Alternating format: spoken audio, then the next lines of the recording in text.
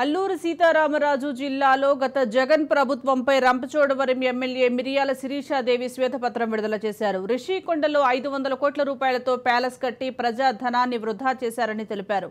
కొండలను సైతం జగన్ రెడ్డి ప్రభుత్వం మానకొండలా మింగేసి గుండులు కొట్టేశారని అన్నారు. ఇష్టాచారంగా నిబంధనలకు విరుద్ధంగా వైసీపీ ఎమ్మెల్యేలే అక్రమంగా భూగర్భ వనరులను తవ్వేశారని వెల్లడించారు.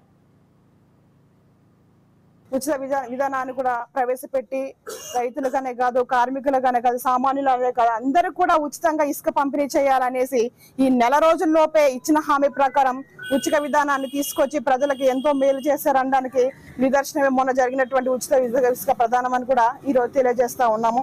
10 లక్షల ఇల్లులు పైగే కట్టొచ్చంట. అంటే ఈ లెక్కలో మీరు అందరూ గ్రహించవచ్చు ఈ వైసీపీ నాయకులు ఇసుక విషయంలో ఎటువంటి దందాలకు పాల్పడ్డాడు అనే దానికి నిదర్శనం. ఈ రోజు 10 లక్షల ఇల్లులు అంటే ఎన్ని అవుతాయండి?